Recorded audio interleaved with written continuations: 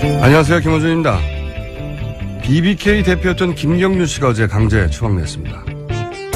BBK 사건은 한국말도 유창하지 못한 한 재미교표 청년이 이전에 만난 적도 없는 한 업체 사장에게서 30분 만에 190억을 투자받았던 사실부터 사건 전체가 의혹 덩어리였습니다.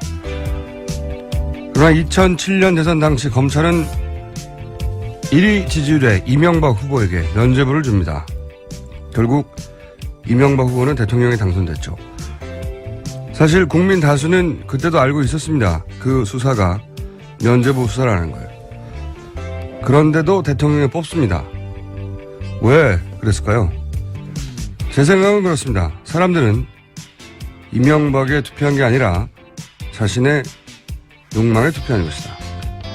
비리가 있다고 해도 이명박 대통령이라면 왠지 내 부동산, 내 자산이 늘어날 것 같다는 그런 자신의 욕망에 투표한 것이다.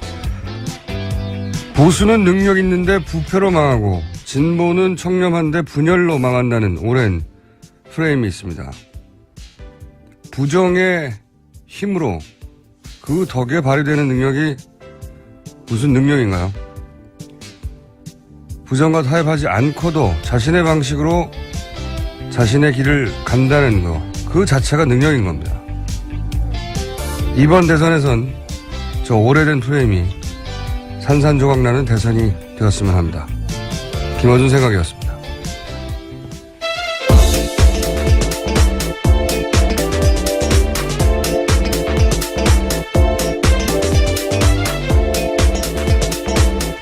시사인의 김은지입니다. 자, 오늘 첫 번째 뉴스는 아무래도 영장실질심사, 지금으로부터 2시간 반 후네요. 10시 반에. 예, 3시간 반 후요. 그렇군요, 3시간. 더하기 빼기가 하시고. 네네. 오늘 발음은 생보다 잘 안 된다 싶었으나, 목요일인데도 불구하고, 더하기 빼기가 안 되고 있습니다. 3시간 반 후에. 네네. 이 관련 뉴스가 이제 많죠, 아주. 예. 네, 오늘 오전 10시 반에 박근혜 전 대통령 영장실질심사 열립니다. 포토라인 마련돼 있는데요. 법원에요. 메시지를 남길지는 아직 알 수 없는 상황입니다. 메시지가 없을 가능성이 높지 않겠나. 왜냐면은 포토라인에 안 서게 해달라 이렇게 요구했다고 하잖아요. 예. 네, 이미 그런 보도가 나왔는데요. 취재진 포토라인 피하기 위해서 그렇게 요청을 했는데 법원에서 받아들이지 않았습니다. 특혜주지 않겠다라는 뜻이죠. 그렇죠. 지하에서 이제 바로 엘리베이터 타고 올라가겠다는 건데, 이제 일반인들이 모두 사용하는 외부 출입문, 그 바로 앞에 포토라인을 보통 치거든요. 주요, 피의자들이 올 때. 저도 이 포토라인을 많이 썼습니다만. 거기에 쓰게 되면 마이크를 반드시 들이대죠. 대부분. 근데 이제 한나라의 대통령이었던 사람이 이런 일에 있어서는 자신의 입장을 밝힐 의무가 있어요, 사실은. 예. 이게 무슨 잡범이 아니잖아요. 대통령이었던 사람이 일이 이렇게 된 데 대해서 본인이 싫더라도 입장을 밝힐 의무가 있거든요. 그냥 뭐 대통령 특권 누리려고 대통령 시킨 게 아니잖아요. 네. 안 하고 싶은 거죠, 지금 아무 말도. 예, 지난번에도 아주 짧게 8초 하고 갔습니다. 국민들에게 던질 메시지가 없다는 거죠. 예. 있었으면 원래 지하로 가게 돼 있는 것도 그냥 정상적인 출입문으로 가려고 했겠죠. 말을 하려고. 근데 지금 국민들에게 전달하고자 하는 메시지가 없는 거죠. 예. 하고 싶은 말이 없는 거고, 일반 국민들에게. 근데 지지자들에게는 또 할 말이 있어요, 보니까. 예, 대신에 지지자에게는 메시지를 전달했는데요. 지난 27일에 앞으로도 열심히 활동해 주길 바란다. 이런 메시지를 전달했다고 머니투데이가 보도했습니다. 누구에게 이 메시지를 전달했다는 건가요? 김주복 근해동산 회장한테요. 박근혜 전 대통령 측근이 전화를 걸어서 이러한 메시지를 전달했다라는 건데요. 저는 이제 그 박사모 말고 또 다른 이제 팬클럽이잖아요. 근해동산. 네, 2008년에 만들었더라고요. 뭐랄까, 그 팬클럽 명이 왠지 어울리지 않습니까? 근해동산. 팬클럽, 이름 들을 때마다 제가 좀 웃게 되는데, 근데 여기는 보냈다, 따로. 네, 그렇죠. 그리고 지난 2월 달에도 박사모에 100만 통의 러브레터 잘 받았다 이런 이야기 한 적이 있거든요. 네. 예. 자신의 팬클럽과만 소통하겠다는 건데 저는 이게 이해가 안 갑니다. 사실은. 자, 이때까지 해왔던 대로 그대로 하는 거예요. 그냥 자기한테 열렬한 지지를 보내고 자기 말을 듣는 사람들하고만 대화를 나누는 거죠. 자, 다음 뉴스는요. 네, 그래서 어제 박근혜 전 대통령 자택 앞은 하루 종일 시끄러웠습니다. 박 전 대통령 지지자들끼리도요, 싸움이 일어났었는데요. 박근혜 지킴이 결사대가 애국이라는 이름으로 단체를 알리려고 덤벌이 하려는 사람들이 있다라면서 엄마 부대 현수막을 손으로 잡아챘다라고 합니다. 그러자 엄마 부대 회원들이요, 우리가 좌파냐 이렇게 소리치면서 싸움이 붙었다라고 합니다. 이분들은 그러니까 그동 언론에 보도돼 왔던 그 돈을 받고 동원됐다고 하는 그 분들에 대해서 장사하는 사람이다, 애국으로.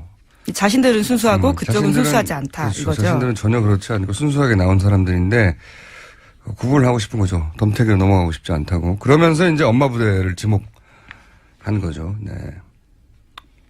이런 일도 있군요. 박근혜 전 대통령이 지금으로서는 구속될 가능성이 대단히 높은데 그럼 이분들은 계속 자택 앞에 있을까요? 구치소 앞으로 옮기실 수도 있고요. 네, 자택 앞은 한동안 조용해지지 않을까, 그렇게 된다면요. 네, 거기가, 예. 거기 이제 없다면, 그러면 이제 주민들이 좀 편해지겠네요. 그 앞에 주민들 정말 고생이 많았을 것 같아요. 네, 게다가 바로 붙어 있는 초등학교가 있어서요, 안전상의 위험이 굉장히 컸습니다. 거기서 이제 폭력적 현상이 자꾸 나오니까. 네. 기자들을 때린다거나. 실제로 연행되기도 했습니다. 때린 자기들끼리 사람들. 싸운다든가. 소리도 소음이지만. 자, 다음 뉴스는요. 네, 손범규 변호사가요, 어제 검찰은 어불성설이다, 이런 입장을 밝힌 건데요. 지난주 22일, 그러니까 박 전 대통령이 검찰에 출석해서 조사받던 때만 하더라도요, 검찰 가족에게 경의 표한다, 이렇게 말한 바가 있거든요. 또 입장을 바꾼 거죠. 손 변호사는 기업이 돈을 내는 행위는 재단을 설립하는 행위에 불과한데, 검찰이 이를 뇌물줬다라고 하는 것은 어불성설이다라고 주장하고 있습니다. 그게 저는 이 변호인단이 일관된 전략이 뭔지 전략이 없어요, 전략이. 그때 이러면 안 되거든요. 이렇게 큰 사건에, 중요한 사건에 메시지는 일관돼야 되고 전략도 항상 유지돼야 되는데 그때 바뀌니까. 솔직히 좀 민망합니다. 왜냐하면 작년 11월 달만 하더라도요, 똑같은 검찰을 향해서 사상 누각이다, 이렇게 비판한 적이 있거든요. 그리고 또 경의를 표한다고 했다가 네. 이제 어불성설이라고 네, 했다가. 일주일 만에 바뀌었죠. 이건 기본적으로 박근혜 전 대통령 책임이에요. 변호인단하고 회의를 하지 않기 때문에 변호인단하고 회의를 계속 해야 되거든요. 어제도 얘기했지만. 그러면서 계속 아이디어를 내고 그 전략을 정교하게 만들고 해 나가야 되는데 이건 그때그때 반응해야 되니까 변호인단이 어려울 거라고 봅니다. 네. 자, 다음 뉴스는 세월호 관련 뉴스 뭐 없습니까? 네, 오늘 원래대로라면요, 세월호가 목포를 향해서 출발하기로 되어 있었습니다. 그런데 예정된 계획이요, 불투명해졌습니다. 해양수산부는 세월호 현장의 파도가 계속 높아서 오늘 오전 5시 현재까지도 작업을 재개하지 못하고 있다, 이렇게 밝혔거든요. 동물뼈 소동에 이어서요, 현지 날씨까지 나빠지면서 작업이 중단된 상태입니다. 저는 서두를 이제 배가 물 밖으로 나왔기 때문에 지금 하루 이틀 더 빨리 하는 건 중요하지 않은 것 같아요. 네. 근데 궁금한 거는 이 동물뼈, 결국 이제 돼지뼈. 이거 족발뼈거든요. 네. 18cm나 되기 때문에. 네. 족발뼈인데, 전 이해가 안 가요. 거기서 왜 족발뼈가 나왔는지. 이건 굉장히 의외의 상황, 예를 들어서 작업자들이 족발을 시켜먹고 버린 거라든가 그런 거 아닐까요? 바로 옆에 작업화가 같이 발견되긴 했습니다. 네, 돼지를 싣지는 않았다고 했으니까. 네, 해수부가 파악하기론 그런데요. 네. 근데 지금까지 워낙 파악하지 못한 정황들이 많아서 뭐가 뭔지는 아직 나오지 않았습니다. 네, 그렇긴 합니다만 동물뼈를 알아보지도 못했다는 게 족발하고 뼈하고 사람 뼈하고는 보자마자 다르거든요. 대단한 전문가 아니어도 알 수 있는데 예, 전문가가 아무도 없다는 거죠. 현장에 제대로 된 전문가가 없었다라는 네. 방증이죠. 그냥 작업자들만 있었고 참 어설픈 대응이에요. 지금 헬스부가 선체조사위원회도 지금 합의가 안 되고 있잖아요. 네, 선체조사위원회가 꾸려져서요. 가족들과, 예. 어제 팽목항 찾았습니다. 예. 만나가지고 그런데 10분 만에 가족들이 오열하는 상황이 발생했다고 하는데요. 왜냐하면 합의문 때문이었습니다. 예. 가족들은 합의문에다가 미수습자 수색 방식을 가족들과 사전에 합의하고 모든 방법을 총동원해서 미수습자 수습 최우선으로 진행해달라 이렇게 요구했는데요. 조사회 쪽에서는 합의는 권한받기 일이기 때문에 이렇게 하기는 힘들다라고 밝혀서요. 아니 저는 가족들은 이해가 가요. 가족들이 정부를 믿을래 믿을 수가 없잖아요. 여태 이 3년간이나 이렇게 질질 끌어왔고 지금 뭐 뼈를 처리하는 방식이라든가 또는 유실 가능성이 없다고 했지만 유실 가능성이 있잖아요, 벌써. 계속해서 드러나고 네. 있죠. 네. 그러니까 정부를 믿지 못하는 것은 너무 당연한데 그래서 이제 미수습자를 최우선적으로 진행하고 방식도 합의를 해달라고 했는데 이게 또 헬스부가 조사위 측에다가 이 수색 방식을 결정할 권한을 주지 않았어요. 그러니까 조사위는 또 그 결정을 내릴 수 없는 게 맞아요. 양쪽 다 이해가 가는 거죠. 이건 정부가 권한을 선체조사위 쪽에 주든가 아니면 가족들에게 헬스부가 합의를 하겠다고 약속을 하던가 해야 하는데 이렇게 이제 몇 명 내세우고 헬스부는 뒤로 빠진 거거든요. 예. 선체조사위는 잘못이 없어요. 여기서는. 가족들도 요구할 만한 걸 요구하고 있는 거고 정부가 뒤에 숨어버린 거죠. 현재는. 정부가 해결해야 될 문제인 겁니다. 이건. 정부가 잃은 신뢰이고요, 이게. 자, 세월호 관련 뉴스 또 있습니까? 네, 미수습자 수색 관련해서요. 새로운 두 가지 변수가 생겼다라고 어제 JTBC가 지적을 했는데 두 가지가 뻘과 3km 이동 경로입니다. 동물뼈는 뻘과 뒤섞인 채 발견됐거든요. 네. 미수습자 유해는 조각으로 분리되어 있어서 뻘에 묻혀 있을 가능성이 크다라는 게 전문가들의 맞는 이야기입니다. 얘기예요. 지금은 이제 뻘을 막 퍼가지고 포대에 담잖아요, 그냥. 네, 제대로 조사해야 되는데요. 지금은 포대에 담기 바쁜 상황이라는 거죠. 저는 이 정부가 왜 이렇게 서두르는지 모르겠어요. 이제 배가 나왔지 않습니까? 배가 나왔고, 이제 뭐 하루 이틀, 3, 4일 더 걸려서 무쇠 도착하는 게 별 중요하지 않아요. 미수습자 가족들도 이게 당장 빨리 되길 원하는 게 아니지 않습니까? 제대로 해주길 바라는 거죠. 그래서 찾을 수 있는 모든 걸 찾아달라는 거잖아요. 지금은 정부가 서두르는 거예요. 정부가 선체 조사하기 전에 실내 조사 관련해서 5일에서 10일 얘기하는데 그전에는 한 달 이상 잡았었거든요. 그전에는 무조건 길게 잡았어요. 근데 지금은 가능하면 짧게 잡아서 한편으로는 지금 정치권이 이제 대선 전국이라 이런데 뛰어다니면서 신경 못 쓰는 이 기간 내에 해결해 버리려고 하는 게 아닌가 그런 생각이 들 정도로 그런 의혹이 들 정도로 급합니다. 정부가 정반대로. 그러니까 불신을 사는 거죠 계속. 예. 정부는 여기에 대해서 할 말이 있겠죠.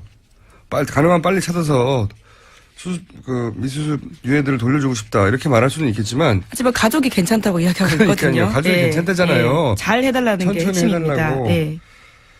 자, 다음은 지금 이제 대선 전국에 들어갔으니까 오늘은 최순실 관련 뉴스 말고 대선 경선 관련 뉴스들이 몇 개 있을 것 같아요. 어떻습니까?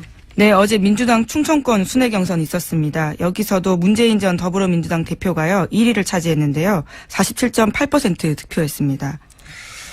이 충청권에서는 문재인 전 대표, 문재인 후보가 안희정 후보하고 엎치락뒤치락 했었거든요. 그 지역 지지율. 최근에는 좀 앞서긴 했지만. 근데 이제 안희정 도지사가 역전을 한다면 여기서 했었어야 되는데, 여기서 못해서 사실은 역전은 사실상 불가능해졌죠. 예. 네, 결선 투표 가능성은 확실히 낮아졌습니다. 그러니까 결정되지 않은 사안이라 낮아졌다고 말하는 거지, 사실상 결정됐다고 말해도 무리는 없습니다. 왜냐하면 이재명 시장은 이제 수도권에서 상대적으로 더 강하거든요. 안희정 도지사가 충청권에서 상대적으로 강했다면 PK는 문재인 후보가 두세 배 강하고 근데 이제 이재명 시장이 수도권에서 역전을 노린다고 말하고 후보로서는 그렇게 말하는 게 너무 당연하지만 수도권에서는 문재인 후보가 더 강해요, 또. 현실적으로는 2위 싸움이 남았다고 봐야 되는 거죠. 근데 저는 누가 2위를 하느냐보다 더 중요한 건 어떻게 2위를 하느냐.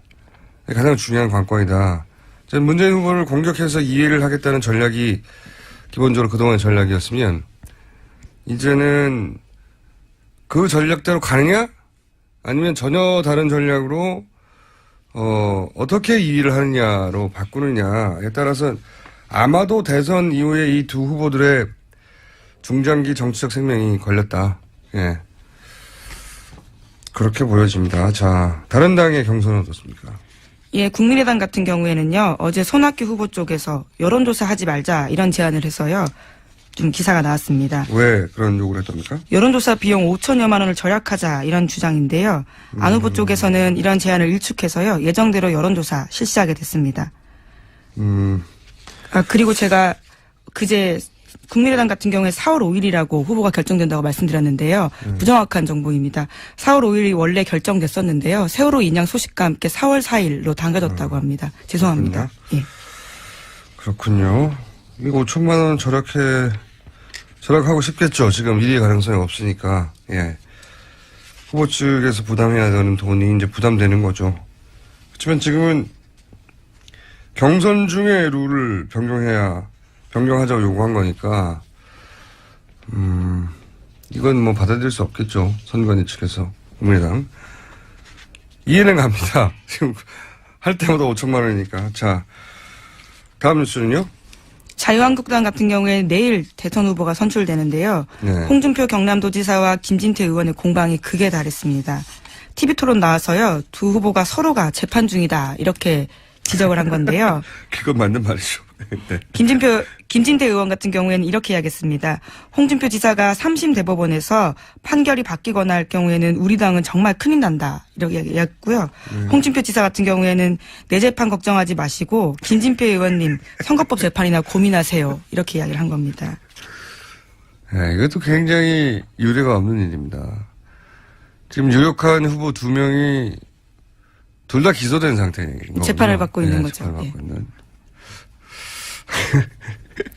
그러니까 서로 너 재판이나 걱정해 뭐 이런 얘기가 왔다는 거죠. 네, 우리 당이 큰일 난다. 혹시라도 유죄가 나올 경우에는요. 말은 각자 맞는 말이긴 합니다만 저도 이 장면을 보긴 봤어요. 예.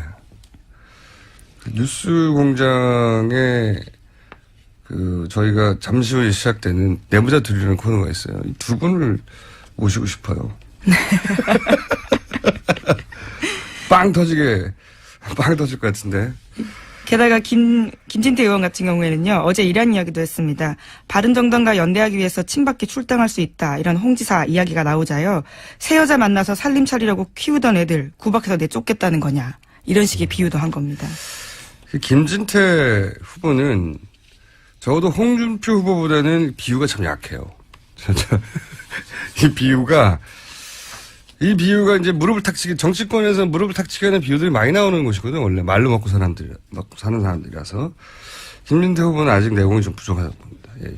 이 비유는 무슨 뜻인지 알지만 김진태 후보를 지지하는 분들한테도 쏙 기분 좋은 어딘가에서 계속 써먹을 수 있는 비유가 아니거든요. 예. 내공을 학원 같은 데를 좀 다니셔야 될 것 같아요. 자, 다음 뉴스는요? 네, 바른정당 유승민 후보 같은 경우에는요. 대권 주자로서 첫발 내딛었는데요. 이회창 전 한나라당 총재 예방했다고 합니다. 아직 뉴스가 별로 안 나는 거군요. 인연이 특별하죠. 원래 이회창 전 총재 시절에 여의도 연구소장을 시작했거든요. 네, 정계 입문을 했었죠. 자, 그리고 BBK 관련해서 왜냐면 앞으로 이 사건이 제가 보기엔 다시 부상할 게 틀림에 없어 보이는데 뭐 뉴스 있습니까? 네, 어제 결국 강제 추방 당해서요. LA로 나갔습니다. 김정균 씨는 LA에서 또다시 한국 기자들을 만나서요. 이런 이야기도 했는데요. 기자회견 가능성 있냐 물어보니까 일주일 이내에 고려해보겠다 밝힌 겁니다. 그렇군요. 이제 앞으로 이 사건이 자주 나올 것 같은데 키워드 몇 가지만 이제 오늘은 기억해 두시면 될 것 같아요. 그러니까 도곡동 땅. 이 키워드가 계속 나올 겁니다. 왜냐하면 이 BBK 사건이라는 건 이게 굉장히 오래된 사건이에요. 2000년에 시작된 거거든요. 불거진 건 2007년, 17년 전 사건이에요. 간단하게 얘기하면 BBK에서 나중에 옵셔널 벤처스라는 회사로 바뀌는데 그 옵셔널 벤처스라는 회사가 주가 조작을 해서 투자자들한테 수백억의 피해를 입히고 그리고 당시 대표였던 김경준 씨가 300억을 들고 튀었다. 요약하면 이런 사건입니다. 이런 사건인데 근데 이 BBK 종잣돈이 다스라는 회사에서 나와요. 그런데 190억이 이 190억은 도곡동 땅을 팔아서 다스에 넣은 돈이에요. 그러니까 도곡동 땅 주인이 다스 주인이고 다스 주인이 BBK 주인이고 BBK 주인이 옵셔널 벤처스 주인이기 때문에 그 주인이 누군지를 찾으면 범인을 찾을 수 있다. 요약하면 그런 사건입니다. 앞으로 계속 나오겠죠. 다음에 다루기로 하고 자 제목 하나 정도 읽고 끝내죠.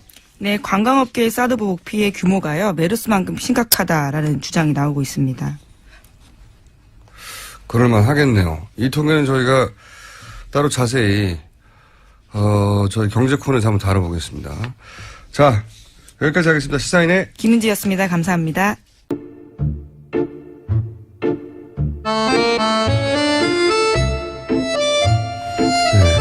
처음부터 핫했던 코너입니다. 내부자들 바른정당의 김성태 사무총장 나오셨습니다. 안녕하십니까? 예, 안녕하세요. 김성태입니다. 더불어민주당의 안민석 의원 나오셨습니다. 안녕하십니까. 끝나지 않는 전쟁의 저자 안민석입니다. 아 그런 책을 쓰세요? 책이 다음 주 나오는데요. 네. 이게 제가 최순실 이제 다음 주가 추적한 지 1000일째 되는 딱 3년 되거든. 3년. 1000일 좀 본인의 넘어서. 최순실 추적기. 예, 최순실 추적 1000일 기록기인데요. 직접 집필하셨고.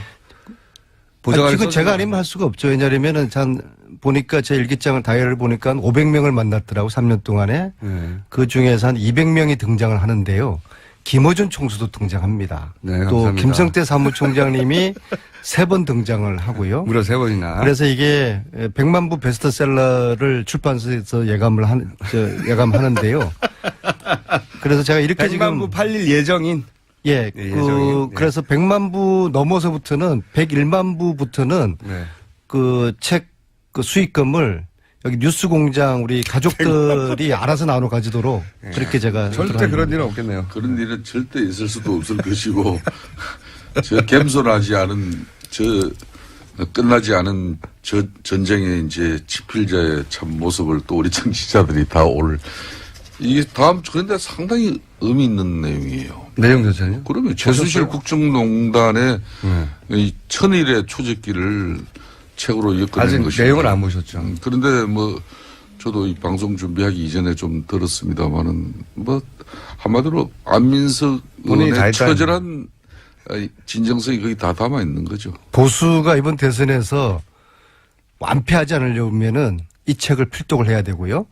그 다음에 또 진보 진영에서도 정권 창출을 압도적으로 이기기 위해서는 또 이 책을 필독을 해야 되기 때문에 아마 전 국민들 손에 이 책 끝나지 않은 전쟁, Endless War. 엔드레스 예. 100만 부 끝나지 팔 않는. 거라고 출판사에서 지금 예상을 하는 겁니다. 네. 그럴 일은 절대 없다는데. 이제 책장사- 만원 겁니다. 이제 책장사 이제 그만하시고. 그리고 저희가 두 가지를 말씀드려요. 하나는 사무총장님 더 이상 아니시더라고요. 네. 네. 하나는 지난주에. 아니, 다 들리거든요. 지금 생방송 중입니다. 사의를 분명히 표명했습니다. 저랑 상의도 안 하고 관두셨어요?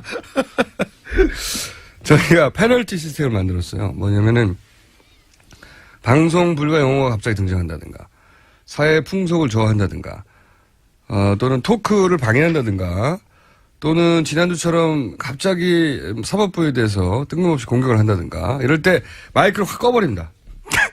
그거는 저하고는 해당 사항 없어요. 그 네 가지가 다 이제 안민석에 해당 사항인데. 그렇죠. 특히 지난주에 뒤늦었지만은 이제 교통방송이 적절한 조치를 취하는 거예요. 이제야. 지금까지는 거의 편파적으로 그냥 안민석 의원의 독단에 의한 방송이 그냥 안민석 의원님 마이크 자행되더라도 반 이상 내려가지 아무도 않을까. 이걸 터치 안 했거든요. 아침에 교통방송 출입구에서 우리 김호준 공장장이 저를 딱 기다리고 있더라고요. 그럼 심각하게 의원님, 지난주에 그 사법부에 대한 과한 표현 오늘 좀 해명하시죠.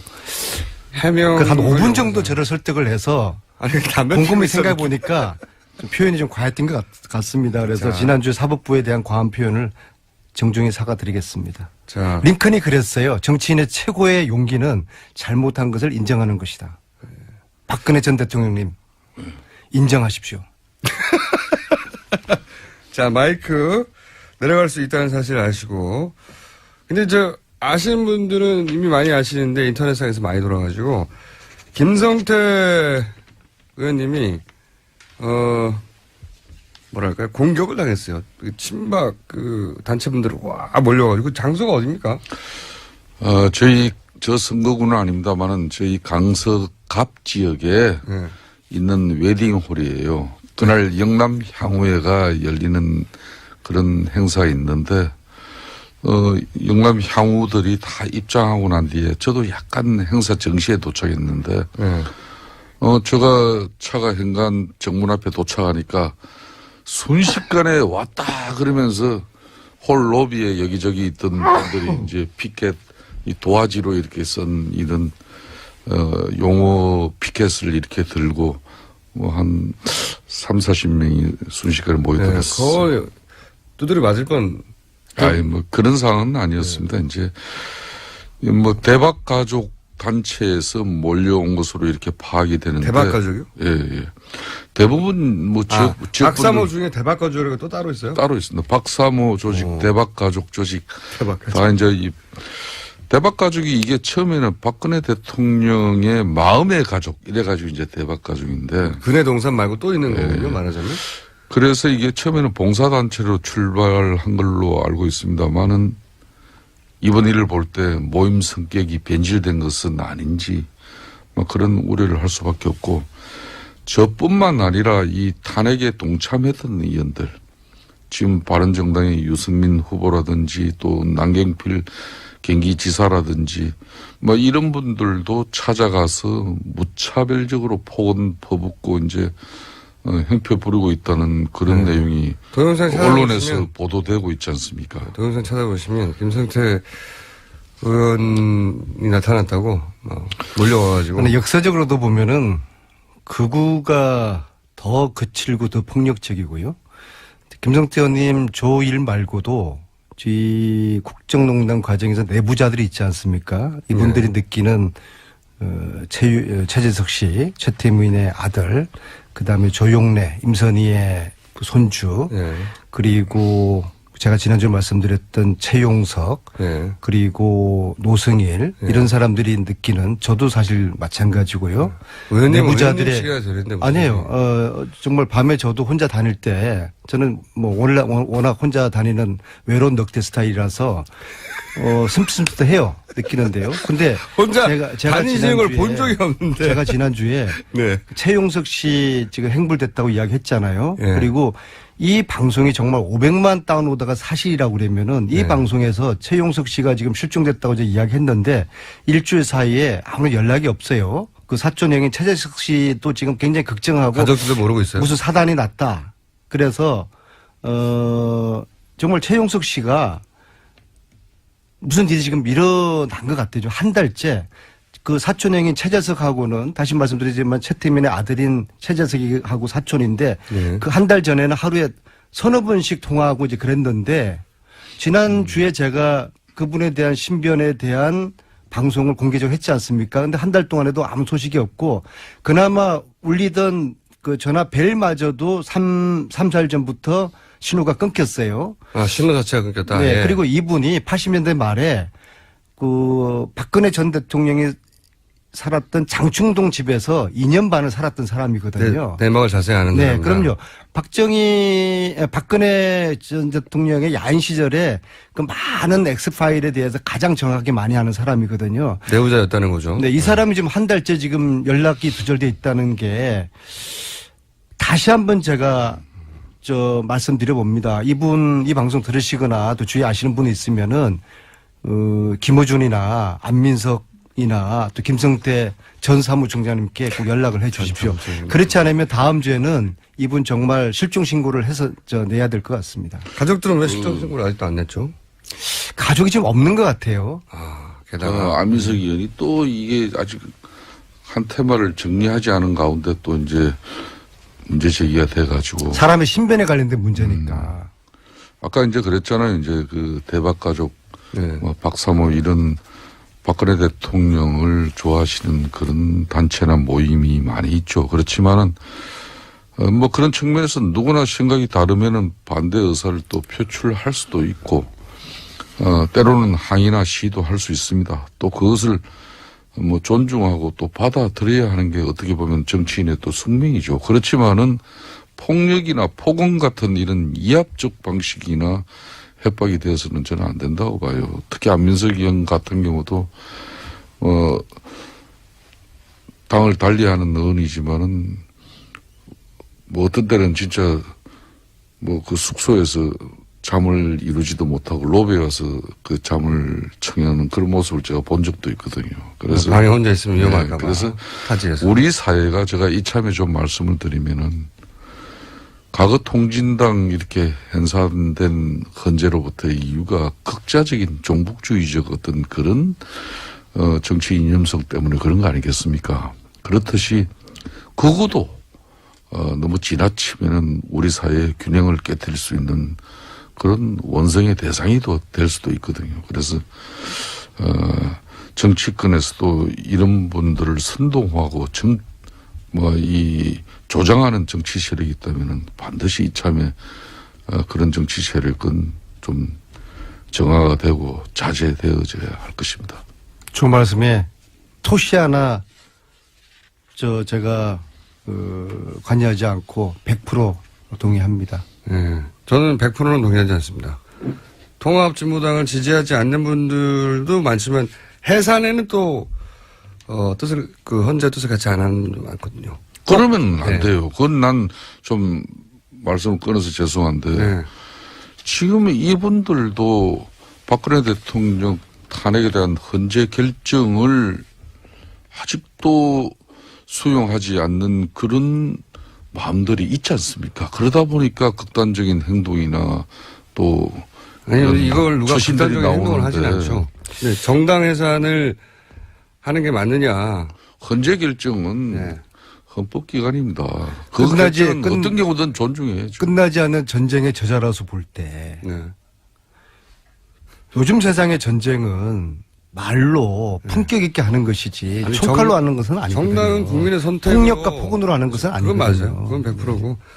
정당의 해산은, 그러니까 정당은 국민들이 지지하지 않는 것으로 혹은 지지하는 것으로 승부가 나야 되는 거다. 뭐 이런 얘기인 거고요. 주제가 아니니까. 단일화. 보수 후보 단일화. 이게 제가 보기에는 이번 대선에서는 가장 큰 이슈예요. 네, 그렇습니다. 가장 큰 이슈. 지금 단일화는 그동안은 항상 진보 진영의 골칫거리였는데 이제 정반대가 됐어요. 될까요? 유승민 후보의 태도가 지금으로서 굉장히 중요한 것 같아요. 사실상 민주당의 지금 현재 당내 후보 경선이 사실상 본선에 버금가는 지금 현재 그렇죠. 병행을 이뤄내고 있지 않습니까? 그만큼 이제 사실상 민주당 내 문재인 전 대표의 이 조기 대선에서의 당선 가능성이 높다는 걸 네. 반증하고 있는 내용이죠. 명백한 사실. 뭐 그런 측면에서 선거에 있어서 이 정파 간의 연대나 또 때로는 후보 단일화 논의가 나오는 것은 너무나 당연한 것이에요. 예전에는 근데 그러니까 새누리당에서 막 공격했어요. 단일화에 대해서. 당연히 그렇죠. 야합이라고 그때는. 지금은 너무 피다한 거라고. 그렇습니다. 그렇지만은 더불어민주당이 배출한 그래서 더불어민주당이 늘 자랑하는 김대중 노무현 전 대통령 두 분도 단일화 통해서 이렇게 집권했다는 그렇죠. 사실을 잊어서는 안 되는 거죠. 예.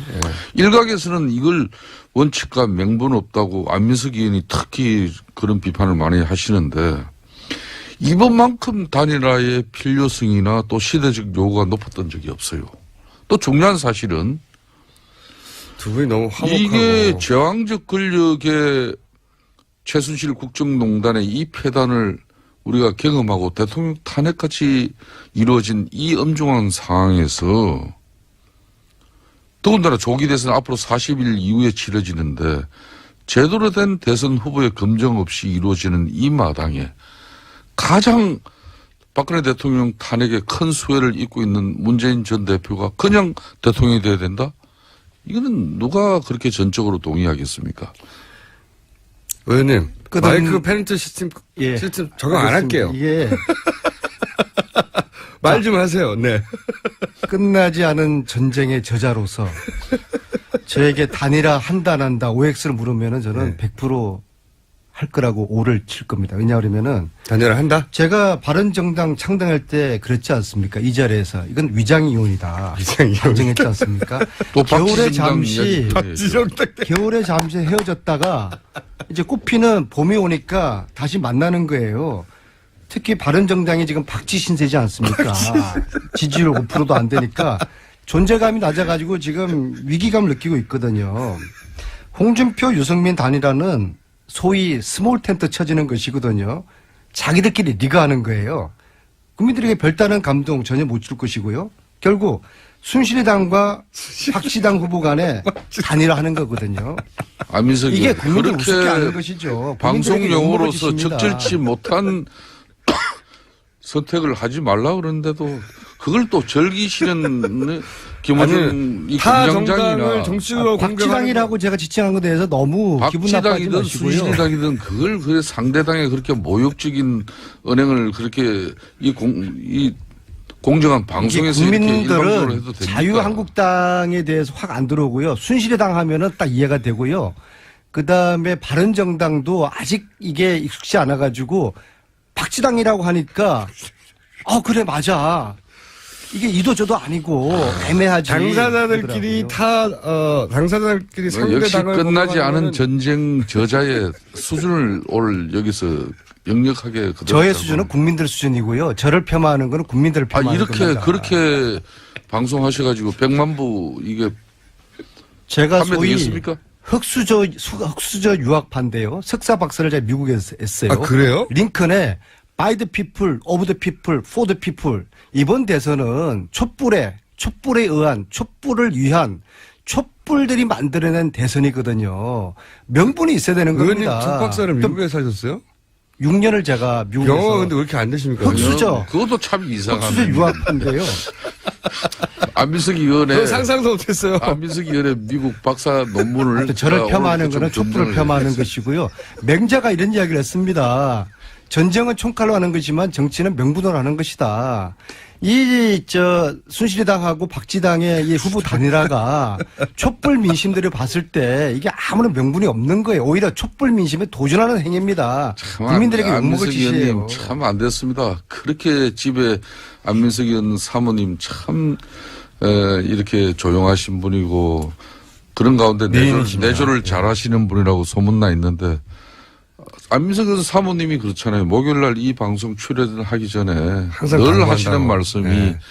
당신 김성태 의원께 갑질하지 마라. 그거 그러는데. 디스하지 말라는 근데 거고. 의원님 말씀하시는 거 보면은 제가 참을 수가 없어요. 왜냐하면은 이 단일화를 하는 게 이번 대선을 진보 보수 싸움으로 끌고 가려고 하는 겁니까? 아니에요. 이번에는 정의와 불의의 그런 대선이고 원칙 대 반칙, 상식 대 몰상식의 그런 대선 프레임이에요. 뭐 좋은 용어는 다 이제 선택했고 그 용어 선택의 종착역은 문재인 전 대표의 오로지 대통령 당선을 위해서 전에는 저분이 안 저랬어요. 국회의원 4선 되면서 대선 몇 번 치른 사람이지만은 어느 후보에게도 줄 서지 않았던 사람이에요. 그렇죠. 줄만 쓰면 줄이 없어지기도 하고.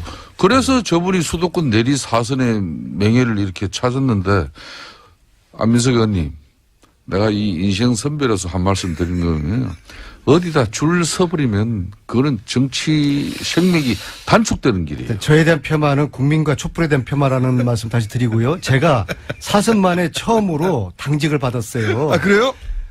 직능위원회 의장인데요. 이건 전국에 의사, 변호사부터 해가지고 조리사, 영양사까지 전국에 400개 단체를 총괄하는 직능위원회 의장이에요. 그래서 저는 다음 주 4월 3일 날 월요일 날 후보가 결정되기 전까지는 엄중 중립을 지키겠다. 이걸 제가 공언을 했어요. 그렇기 때문에 저 제가 어디 사실은 줄 서지 않았어요. 선거 체제에서 직능위원회 의장을 맡는다는 것은 예. 전체 조직을 총괄하는 거랑 굉장히 중요한 자리 마찬가지입니다. 아닙니까? 아주 큰 자리죠. 예. 그러니까 그만큼 이제 당에서 안민석 의원은 유권과 신뢰가 검증되지 않은 사람은 이 직능위원회 의장 못 맡겨요. 그래서 안민석이한테 맡기면은 어느 캠프에 줄 서지 않고 중립적으로 이 400개 조직을 관리할 것이다. 이게 사선 만에 그런 믿음을 당에서 가졌기 때문에 저한테 준 것 같거든요. 보세요. 사선만의 보세요. 처음으로. 이제 이번 조기 대선의 가장 1등 공신인 안민석 의원을 당이 이제 제대로 평가하고 이제 예우를 갖추기 시작한 거예요. 예. 그것도 이번에 판단이 없으면 안 돼요. 문재인 전 대표의 판단이 없으면은 어떻게 안민석 의원이 직능위원회 또 의장을 맡습니까? 이분이 이제 벌써 저렇게 상태가 됐다는 것은 어떻게 보면은 한편으로는 불행한 징조예요. 또. 저분이 계속 그냥 이게 무관 이렇게 그런 정직한 또 정도 있는 정치인으로 이렇게 가면은 내가 볼 때는 가만히 계시면은 문재인 전 대표 딱 되는 거 하자 없는데. 저희 당의 탁월한 선택을 저토록 이렇게 폄하를 하니까 지지율이 5%도 못 오르는 거 아닙니까? 이게 이제 입사 16년 만에 계속 평사원하다가 갑자기 이사된 겁니다, 거의. 이사가 이사가 아니에요. 아니라 지금 뭐 CEO입니다. 사장급 이게 워낙 CEO예요. 직능위원회 의장은 대선 때 당대표가 맡는 거예요. 아마 보십시오. 조만간에 안민석 의원이 매주 목요일 아침 이 방송마저도 출연이 어렵다고 전화하자고 이제 아마 그렇게 할 겁니다. 그건 뭐냐? 문재인 전 대표의 지금 조기 대선 지지율이라는 것은 이미 문재인 후보 캠프에 문전성시를 이루고 있는데 이제 안민석 의원을 통해서 각 분야의 전문가들이 줄대기 시작하면 저분 이제 못 견딥니다. 제가 다른 건 몰라도요. 줄대기 시작은 왜 못 견딥니까? 저분이 예. 한편으로는 저렇게 또 마음이 강직하고 집념도 강하지만은 예. 마음이 약해서. 인간적인 접근에 또 잘 무너져요. 아, 여기저기 또 그러니까. 청탁을 들어주다가 그래. 비리에 연루돼가지고. 절대 그런 사람들 오면은 저한테 예? 자꾸 문재인 후보 말씀하시는데 제가 내리사선 하는 동안에 우리나라 이 여야 정치인 중에서 그래도 문재인 후보가 인품이 가장 훌륭한 거 그거는 제가 분명히 말씀드릴 수가 있고요. 그분은 특전사 수준이지 않습니까? 네. 그리고 저는 공군 장교 출신이에요. 하늘날은 전투기 파이로트들이 전부 다 제가 키운 제자들이에요. 근데 저나 문재인 후보는 안보 의식만큼은 철저하게 검증된 참 사람들이에요. 기가 차서 말이 안 나오군요.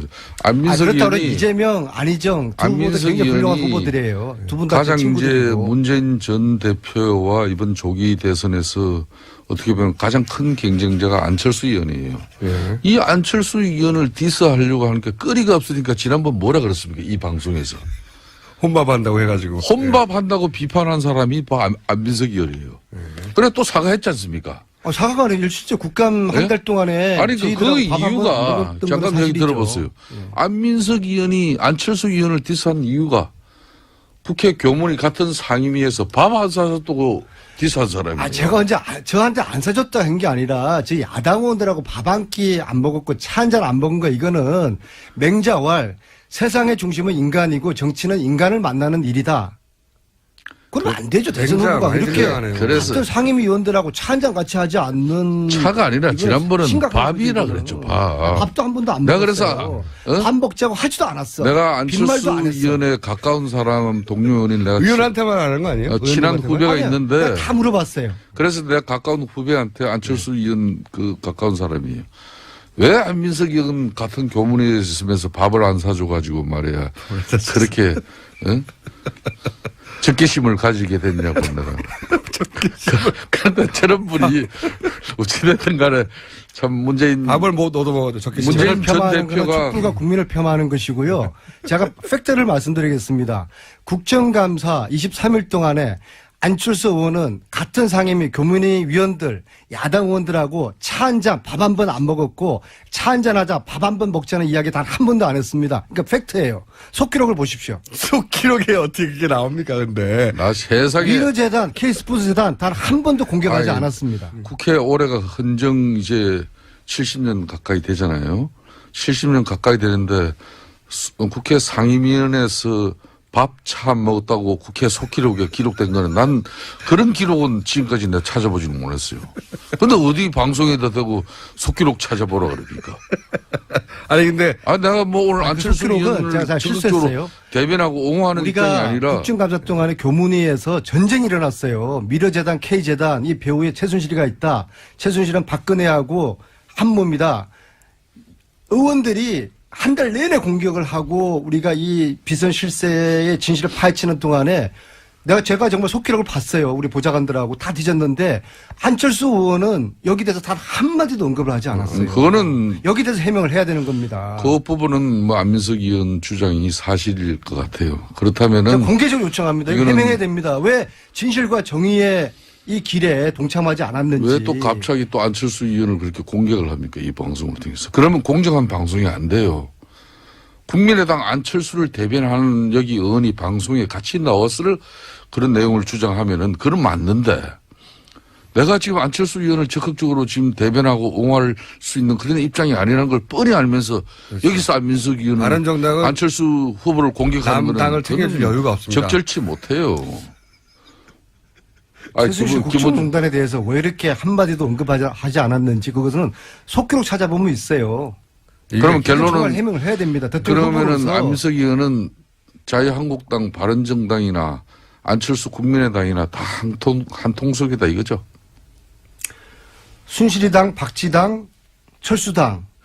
요 이제 빅텐트가 그 가능성에 대해서 민주당의 집권 가능성을 방해한다는 거죠 지금. 그러니까 지금 대해서도 안민석 이게 의원의 촛불 민심을 거역하는 겁니다. 명분 지금까지의 없는 천일간의 이 끝나지 않은 전쟁을 집필하면서도 오로지 최순실에 의한 국정농단 대통령 특히 이 헌법 수호 의지가 없는 대통령에 대해서 상당히 공격하고 또 준비한 걸로 아는데 이제는 저분이 생각을 바꿨어요. 이제 박근혜 대통령은 탄핵은 끝났으니까 이미 이제 앞으로 문재인 전 대표의 대통령 가는 길에 한마디로 방해가 되는 그런 요인이 있다면은 이제 들이박는 거죠. 이제 뭐 오해와 끝장을 폄하고요. 보겠다는 제가 거예요. 드리고 싶은 모든 제 말씀은 끝나지 않은 전쟁, 최순실 천일 추적기 그 책 속에 다 나와 있습니다. 거기에 끝나지 않은 전쟁에 이제 안철수까지 끌어넣지 마십시오. 그거는 안 맞아요. 그렇죠. 단일화는 됩니까 근데? 저는 단일화를 하지 않으면은 네. 이번 대선은 하나만 합니다. 드디어 이제 발톱을 드러내셨네요. 우리 국민들도 그런 거죠. 위장이혼의 발톱을 드러내셨어요. 아니, 안민석 언니. 네? 안철수 의원. 만일 후보 단일화 하면은 그거는 정의 저 아니고. 보고 지금 안철수라고 그러셨어요? 네? 상당히 뭐가 도둑질하다가 들킨 저렇게 당하지. 김성태 의원님이 당하면은 네. 콧구멍을 좀 벌렁벌렁해요. 지금 안철수 후보하고 저는 범약권 단일화 안민석이고요. 후보하는 단일화 저는 남들하고 밥 잘 먹고 그게 차도 정의롭지 잘 못한 마셔요. 일이에요. 예? 김성태 의원, 안민석 의원 얘기 나누고 있습니다. 이렇게 하다 끝날 것 같아서 제가 미리 들어왔어요. 시간 다 됐네요. 네. 인사하시죠 두 분. 오늘은 예. 처음으로. 끝나지 않은 전쟁의 저자 안민석이었습니다. 겸손하세요. 김원순입니다. 3부에서 뵙겠습니다.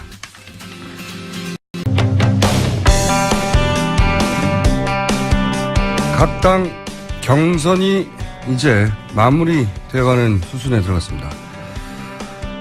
그래서 본선구도 윤곽이 드러나고 있는데 현재까지 판세 리얼미터의 권순정 조사 분석 실장과 함께 짚어보겠습니다. 안녕하세요. 안녕하십니까. 네. 우선 전체 판세부터 한번 짚어보죠. 네. 네, 먼저 조사 개요부터 알려드리겠습니다.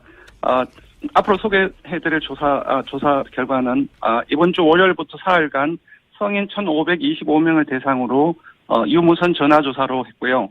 폭언 오차는 95% 신뢰 수준에서 플러스 마이너스 2.5%포인트, 응답률은 9.5%입니다. 자세한 사항은 중앙선관위 여론조사 심의 홈페이지를 참조하시면 됩니다. 네. 이걸 꼭 말해야 네. 됩니다. 방송에서 안 하면은. 이번 주에는 문재인 후보가 반등을 했습니다. 5.2%로 여전히 독주 체제를 구축을 하고 있고요. 네. 다음으로 큰 변화가 있는데 2위와 3위가 뒤바뀌었습니다. 네. 안희정 후보와 안철수 후보가 바뀐 거군요. 네. 맞습니다. 안철수 후보가 12%대에서 이번 주 주중에서는 17.4%로 큰 폭으로 상승을 했고요. 예. 반면 안희정 후보 같은 경우는 17.1%에서 12%대로 크게 하락을 했습니다. 서로 완전히 주고받았네요. 예. 네, 맞습니다. 이어서 이재명 후보도 소폭 하락해서 9.5%, 홍준표 후보 역시 소폭 하락해서 7.7%, 이어 김진태 후보가 5.3%로 소폭 상승했습니다. 김진태 후보가 꽤 두각을 보이고 있는 5.3%면, 네. 네, 크게 큰 폭은 아니고요. 한 네. 0.3%포인트 올랐습니다. 좀 볼 것은 문재인 후보가 충청도 그리고 TK, 호남 포함해서 전 지역 1위를 유지를 했고요. 네. 60대 이상을 제외해서 모든 연령층에서도 1위를 유지하고 있습니다. 좀 살펴볼 것은 저희들이 사무직과 자영업, 가정주부 이 3대 직군을 빅3 직군이라고 하는데요. 네. 이 직군을 포함해서 모든 직군에서 또 1위를 기록하고 있습니다. 대세로는 이어지고 있는 것 같습니다. 그렇군요. 이제 그렇다면 안철수 후보, 안희정 후보가 자리 뒤바꿈을 하면서 서로 5% 정도 상승, 하락 주고받았는데 이 5% 정도면 사실 그 큰 변화가 있을 때 한 번 오는 정도의 수치잖아요. 맞습니다. 네. 근데 저는 이거 보면서 선거에서 실력도 중요하고 다 중요한데 운이 제일 중요하다고 저는 개인적으로 생각하는데 왜 그런 생각을 했냐면 일단 안희정 후보 제 분석에 맞나 좀 봐주시죠. 그 안희정 후보가 이제 경선 가능성이 낮아지면서 지지율이 빠진 건데 1차적으로 그죠? 네. 네. 그 중에서 안희정 후보의 표 중에 이제 보수표가 있는데 그 보수표가 갈 곳을 찾다가 맞습니다. 그 직전에 마침 국민의당 경선이 있었어요. 네네. 그러니까 타이밍상 그 효과를 많이 가져간 편인데 만약에 홍준표 후보가 그 전날 네네.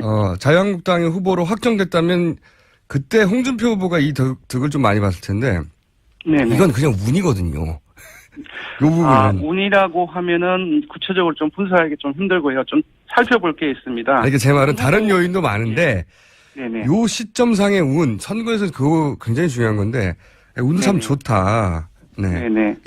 안철수 후보한테는 굉장히 적절한 시점에 호남에서 승리한 그렇죠. 것이죠. 예. 예, 호남 경선이 흥행을 했고 그것도 운이라면 운이라고 할 수 있고 그건 노력이죠. 그래서 예. 문재인 후보가 호남에서 사실상 압승을 하지 않았습니까? 그 네. 이후로 사실상 이제 보수층에서는 이제 기대할 수 있는 후보가 없다 보니 그렇죠. 지금까지 옮겨가는 거죠. 예. 예, 안희정 지사한테 사실상 차악으로서 지지를 해 왔는데 보수 입장에서의 차악. 예. 맞습니다. 예. 호남 경선에서 이제 패배함으로써 이제 보수층에서도 안희정도 안 되는구나라는 생각을 하기 시작했고 예. 그러면서 지지율이 급격하게 빠졌고 그리고 안철수 후보하고 안희정 후보의 지지층이 상당히 겹칩니다. 그러니까요. 이 말은 뭐냐면 지금 빠졌던 이제 안 지사의 지지층이 대다수가 안철수 후보로 가게 된 거죠. 지금 안희정 후보의 지지층을 크게 보면은 민주당 지지자도 있지만 나머지 반은 지금 말씀하셨듯이 보수정당 지지층, 자유한국당, 바른정당 그리고 국민의당 지지층이 혼재해 있었죠. 맞습니다. 문 후보하고 이재명 시장과는 완전히 다른 지지층 구성인데요. 문재인 후보나 이재명 시장 같은 경우 민주당 지지층에서의 구성비가 상당히 높습니다. 반면 안희정 후보 같은 경우는 반 정도는 민주당 지지층이고 반 정도는 구여권이라고 할 수 있는 자유한국당이라든지 바른정당, 국민의당까지 포함해서 비민주당이 반 정도를 차지하고 있습니다. 네. 네. 그러니까요. 그 지지율이 안희정 후보 지지율이 자유한국당, 바른정당 그리고 국민의당으로 나눠질 것을 국민의당 쪽으로 많이 몰려갔다. 그러니까 이건 맞습니다. 운이 좋다고 하는 건 네네. 하필 그 경선 시점이 그런 거는 다른 당의 경선 시점을 마음대로 할 수 없잖아요. 맞습니다. 사실상 문재인 후보 같은 경우는 보수층의 대척점에 있습니다. 네. 대척점에 있기 때문에 이들 같은 경우는 안지사에서 이탈한다고 하더라도 문 후보로는 거의 가기 좀 힘든 부분이고요. 네. 그래서 안철수 후보로 갈 수밖에 없는 상황이죠. 네. 그리고 홍준표 후보도 갈 수 있었는데 홍준표 후보의 경선 확정은 뒤니까 그러니까 이 점에서 선거는 운이 중요하거든요. 네. 예, 맞습니다. 사실상 홍 후보가 네. 지금 경선 과정 속에서 뭐 컨벤션 효과라든지 이러한 효과를 통해서 지지율을 끌어올렸다고 한다면은 중간에 이제 태도를 유보했던 보수층이 홍 후보로 결집을 했을 겁니다. 하지만 그러니까요. 그런 정도로 일단 기대를 가질 만한 정도로 지지율이 오르지 않고 있기 때문에 홍 후보 쪽으로도 가기 좀 힘든 상황이죠. 그래, 김진태 후보가 홍 후보가 거의 한 두 자리 숫자로 올라갈 때 끌어내렸죠. 한 자리 숫자로. 네. 맞습니다. 나눠 가졌고.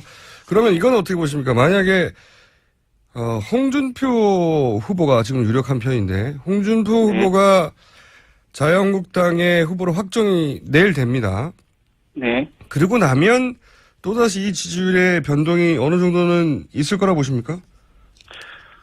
저는 조금 비관적으로 봅니다. 아, 그래요? 우리가 조사에서, 이번 네. 조사에서 다자구도 조사뿐만 아니라 3자나 5자 구도도 조사를 했습니다. 5자 구도 같은 경우는 사실상 다음 주 초면 현실화될 가능성이 높은데요. 예. 그 5자 구도에서도 이제 보시면 지금 홍준표 후보가 11.1%를 기록을 했어요. 오자구도에서. 앞서 소개해드린 다자 구도에서는 7.7%, 김진태 후보가 5.3%인데 합치면은 13%입니다. 오히려 한 1.9%포인트가 빠졌지요.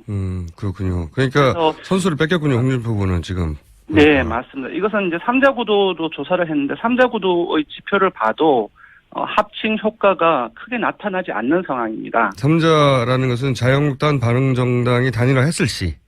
맞습니다. 문재인 후보를 고정으로 하고 안철수 후보하고 홍준표 그래서 바른정당과 그렇죠. 자유한국당이. 오자 구도에서의 현 기준으로 수치는 어느 정도 됩니까? 오자 구도에서는 각각. 네, 오자 구도도 조사를 했는데 오자 구도를 잠시 불러드리면은 문재인 후보가 43.9%가 나왔습니다. 예. 상당히 다자 구도에서는 한 8% 정도 오르는 상황이고요. 네. 안철수 후보가 21%, 그리고 홍준표 후보가 11.1%, 심상정 후보가 4.8%가 나왔습니다. 반면 후보가 확정이 됐죠. 바른정당. 예. 유승민 후보가 3.0%에 머물렀습니다. 확정됐음에도 불구하고 효과가 그렇게 예, 크지는 다자 않네요. 후보에서 유승민 후보가 2.6%가 나왔는데 5명을 압축을 해도 3.0%가 나와서 크게 상승하지는 않았습니다. 3자 구도는 어떻습니까, 그럼? 3자 구도는 아까 말씀드린 것처럼 그 자유한국당이라든지 바른정당이 연대를 한다라는 가정인데요. 예. 이때 문재인 후보가 47.2%가 나왔고요. 예. 안철수 후보가 25%입니다. 예. 그리고 홍준표 후보가 12.3%가 나왔고요. 그래서 5자나 3자 모두를 봐도 5자에서는 안철수, 홍준표, 유승민 후보의 지지율 합이 문재인 후보의 지지율의 오차 범위 밖에서 밀립니다. 역시 3자에서도 홍준표 후보하고 안철수 후보의 지지율을 합해도 문재인 후보의 지지율의 오차 범위 밖에서 밀립니다. 네. 현재 다자구도에서는 지금 기준으로는 여론조사상 문재인 후보를 이길 수 없기 때문에 이제 비문연대, 제3지대 그렇죠. 혹은 각종 단일화 요구가 있겠군요. 보수 진영에서는 당연히.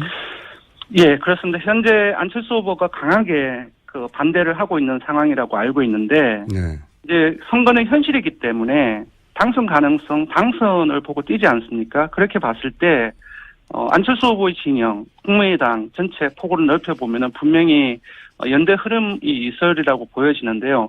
근데 제가 개인적인 소견으로 말씀을 드렸을 때는 조금 연대가 형사될 가능성이 조금 낮지 않을까 그런 생각이 듭니다. 이 수치상으로 볼 때 연대해도 크게 오르지 않기 때문에 이제 그렇게 전망하시는 거죠. 네. 맞습니다. 보통 지지율을 가지고 이제 연대의 압박이 들어가는데 네네. 그렇게 분석할 수가 있다. 예. 알겠습니다. 수치상으로 예. 알겠습니다. 예. 지금 저희가 오늘은 후보가 확정되기 전이라 네네. 중간 지점이고 이제 곧 후보가 확정될 테니까 네. 제가 묻지 않았던 질문이 중요한 것 중에 이건 어떻습니까? 마지막 질문입니다. 샤이 보수 얘기 많이 하잖아요. 네. 네. 이게 이제 보수 진영에서 끊임없이 얘기 나오는 겁니다. 지금 여론조사에 잡히지 않은 틀림없이 네. 여론조사에는 소극적이지만 보수표가 있다. 그건 저는 뭐 어느 정도 맞는 이야기라고 보는데 네네. 그래서 자유한국당과 바른정당이 후보가 단일화되면 이 샤이 보수들이 나타날 거라는 전망, 등장할 거라는 전망이 있지 않습니까? 네네. 여기까지만 얘기를 해보죠. 어떻게 보십니까? 지지율 상에서는 나타날 수도 있습니다. 여론조사 상에서는. 예. 아까 말씀드렸을 때 이제 그 유승민 후보의 지지율을 얘기를 하고 홍준표 후보를 합쳐도 크게 상승하지 않고 오히려 하락하는 그 양상을 보인다고 말씀을 드렸는데 이것은 여론조사 지금 상황에서의 수치이고 만약에 연대를 하는 과정 속에서 일종의 컨벤션 효과가 나타난다고 한다면은 예. 지금 숨어있던 사회 보수가 여론조사상에서 잡힐 수가 있습니다. 그런 측면에서는 좀 높아질 가능성이 있겠죠.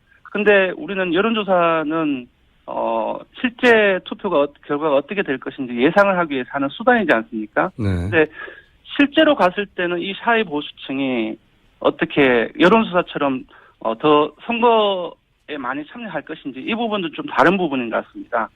지금 다른 조사에서 여러 가지 내용들을 보면은 실제로 보수층 같은 경우는 이번에는 투표 참여 의향이 상대적으로 많이 낮은 걸로 나오고 있는데요. 제가 봤을 때 이들 사회 보수층 또한 여론조사상에서는 컨벤션 효과가 나타나서 잡힐 수는 있겠지만 실제 투표에 참여할 의향이 낮아짐으로써 즉 투표율이 낮아짐으로써 실제로 현실화될 가능성은 조금 낮지 않을까. 사회 보수는 있는데 투표장까지 갈 동력이 약하다 이런 거네요. 현재는. 그렇죠. 네, 네. 맞습니다. 오늘 여기까지 하겠습니다. 지금까지 리얼미터 권순정 조사분석 실장이었습니다.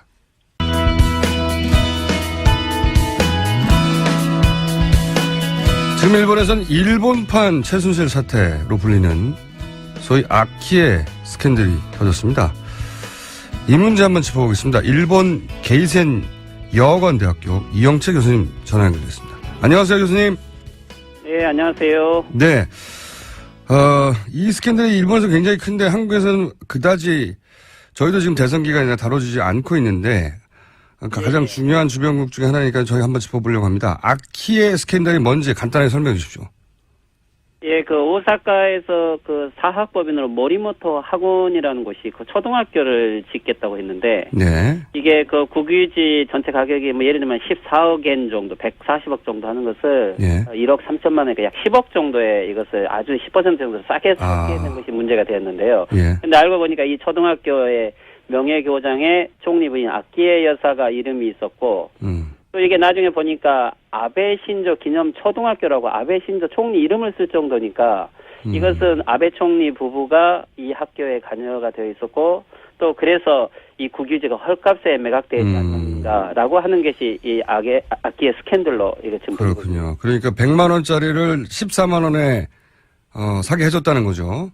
그렇죠. 거기에 아마 관료들이라든지 정치가들이 개입돼 있지 않을까. 어떻게 보면 권력형 비리로 보이고 있는 것 같고요. 네, 그렇게 싸게 사주게 했는데 알고 봤더니 그 교장이 그 총리의 부인이고 또 학교 이름이 총리의 이름이고 뭐 이러다 보니까 지금 총리가 이거 싸게 하는데 힘을 발휘한 거 아니야? 뭐 이런 스캔들로 출발한 건데 처음에는 사실 그렇죠. 네, 처음에는 아베 총리가 부인했지 않습니까? 전면적으로.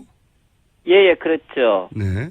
근데 이 문제를 좀 더 자세히 보면 원래 이제 이 학교는 초등학교만의 문제가 아니었고요. 예. 또 이 학교가 경영하는 유치원이 있었는데 이 유치원의 교육 내용이 교육치거라고 하는 예를 들면 전전의 천황을 절대하고 신격화하는 교육을 하고 있는 유치원이었던 거죠. 아하. 이 아키에 여사가 그 유치원에 가서 감동을 하고 자기가 명예교장까지 됐는데 또 나중에 보니까 이게 지금 일본에서 우익이라고 불리는 이나다 지금 방위장관이죠. 네. 이 부부가 또 이 학원의 고문 변호사를 하고 있고 그렇다면 아베 총리 부부 그리고 이나다 방위장관 부부 그리고 이것을 경영하고 있는 가고이케 부부 이게 어떻게 보면은 지금 일본의 보수 정치의 삼각 커넥션이 관여하고 있는 이런 구조로 지금 보이고 있는 것이 또 본질인 것 같습니다. 다들 그 방위장관도 처음에는 부인했었죠. 아무 상관이 없다고.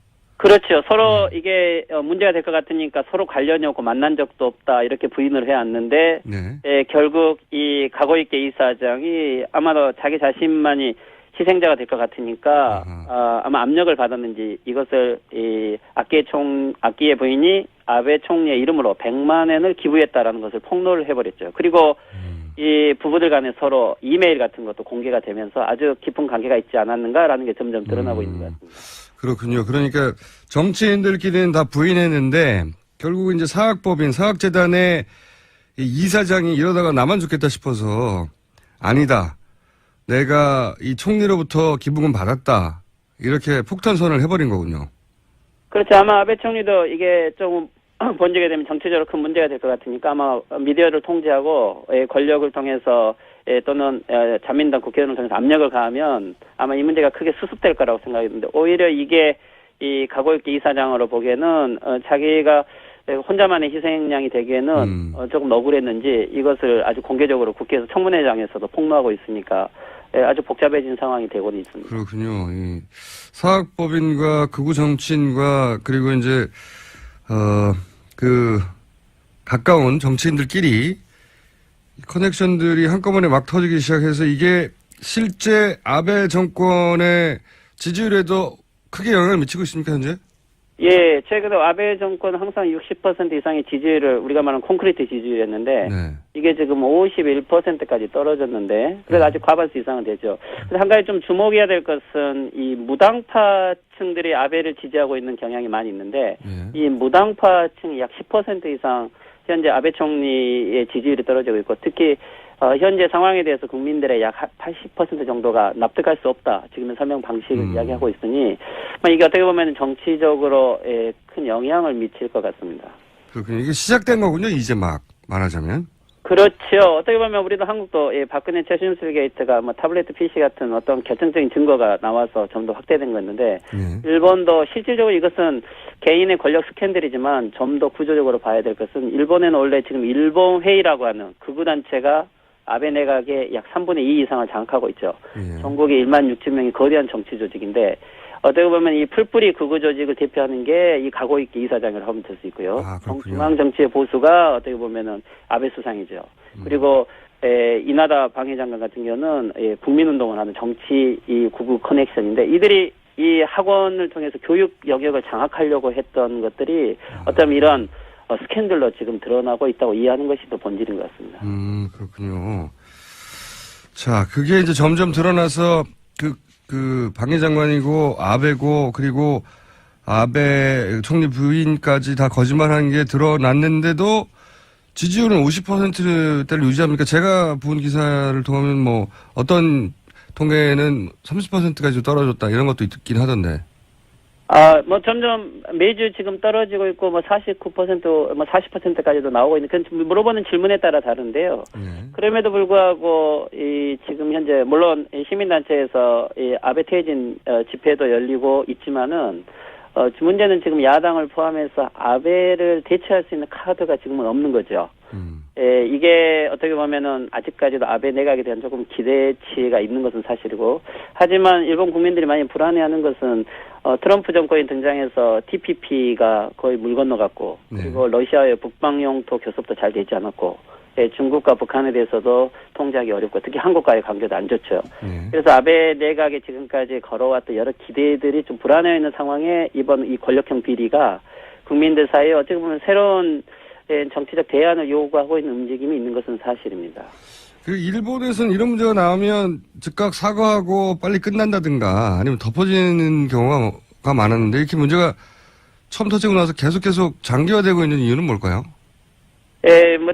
첫째는 아마 이게 누구보다도 원래 일본에서 아베 수상에 대해서는 관심이 있었지만 실질적으로 인기가 있는 사람은 아키에 부인이거든요. 이 아키에 부인은 일본의 중년 여성들이 보기에는 아주 동경의 대상인데, 그래요? 메디아에서도 중심 있는 인기죠. 그런데 이분이 여기에 관여되어 있고 또 그게 어떻게 권력형 스캔들로 확대되면서 일단은 보수 미디어가 이것을 아주 보기에도 시청률이 올라가는 테마였는데 오히려 근데 이것들 좀 더 확대해 보니까 권력형 비리로 점점 보여서 제가 보기에는 간접적으로 한국이란 나라에 별로 그렇게 집중하진 않았지만 한국의 박근혜 이 최순실 권력 이벤트를 한국 사회가 아주 크게 미디어를 통해서 확대해온 것처럼 간접적으로도 일본 사회에서도 이게 순간적으로 권력형 비리로 보이게 하는데 민주주의 문제로 보이게 하는데 일조를 한 것 같습니다. 박근혜 최순실 사태를 통해서 어느 정도 간접 학습이 된 다음 이 문제를 접하다 보니 일본에서도 이 문제를 그런 구조적인 문제로 바라보게 됐다. 이런 거거든요. 알기 쉬운 거죠. 예, 네. 어떻게 보면 한국을 비판하기 위해서 그런 문제를 다뤄왔는데, 이게 일본에도 똑같이 알고 보니까 어떻게 보면 이거 최순실 게이트 아니냐라는 식으로 이해도 되고 있고요. 또 한 가지는, 물론 이 아베 정권의 지금까지 여러 문제들을, 어떻게 보면 지지율로 눌러왔었는데, 예. 지금은 어떻게 보면은 보수 내부의 이면들을 제대로 보게 된 거죠. 어떻게 보면은 보수의 서로 커넥션이란 관계들이 아베 정권이 무엇이 지탱해 왔는가가 서서히 보이게 하는데 일조한 것 같습니다. 그렇군요. 보수의 정체의 일단락이 드러났다.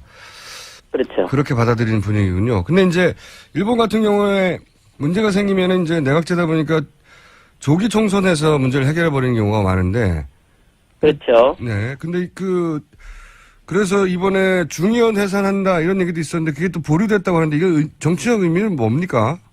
네, 원래 이 중의원 2012년에 아베 정권은 지금 4번 선거에 3번도 압승을 했죠. 2번의 네. 중의원 선거, 2번의 참의원 선거. 그래서 이게 지금 중의원 선거는 우리나라면 총선거인데 이게 내년 12월까지 이 중의원 임기이기 때문에 근데 내년 9월이 이 지금 아베 수상의 자민당 총재 선거 내년 9월이죠. 네. 그래서 원래는 내년 9월 이 정도 사이에 총선거를 해서 지지율을 가지고 새로운 정치 이미지를 만드는 건데 이게 문제가 된 건 지금 아베 지지율은 떨어지고 있는데 도쿄 도지사인 고이케 도지사가 대항 카드로 등장을 하고 있습니다. 특히 이번 7월에 도쿄 도의회 선거에서는 아마도 자민당이 질 것 같은 분위기가 있기 때문에 이것을 조기 총선을 해서 분위기 개선을 하려고 했는데 예.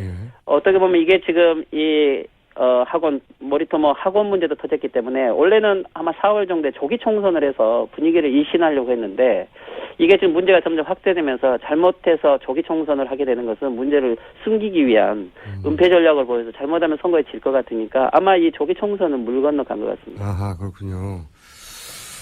자, 마지막 질문입니다. 우리가 이제 아베 총리에 대해서 관심을 가진 이유 중에 가장 중요한 게 아베 총리는 이제 전쟁 수행이 불가능한 나라로 만들어져 있던 평화헌법을 개정해서 전쟁이 가능한 보통국가.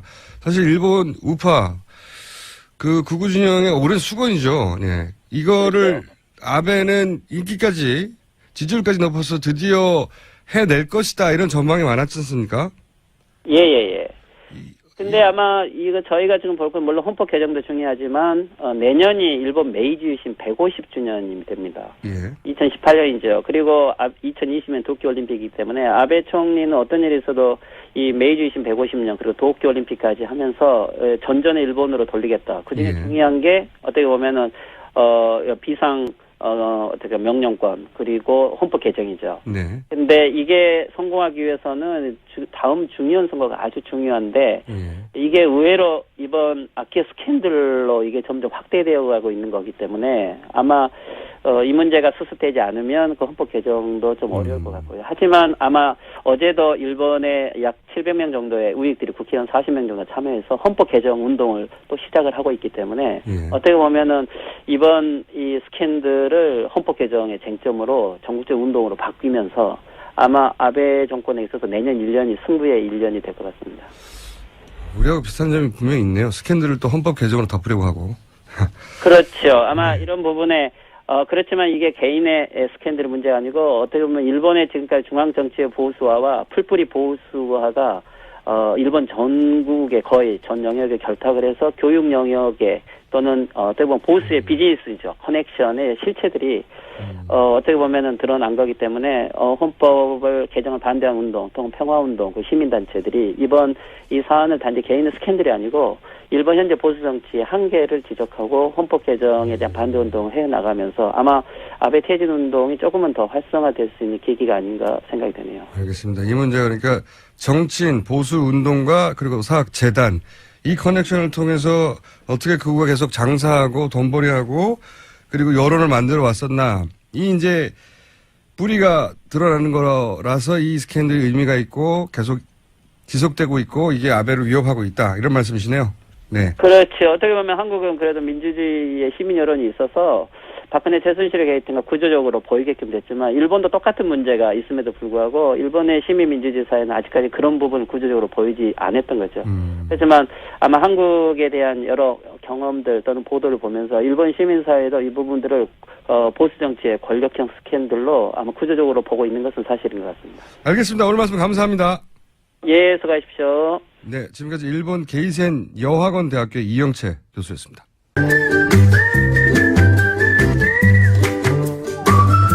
자, 몰랐었는데 국내 단 한 사람뿐인 MIT 도시계획 박사님, 안녕하십니까?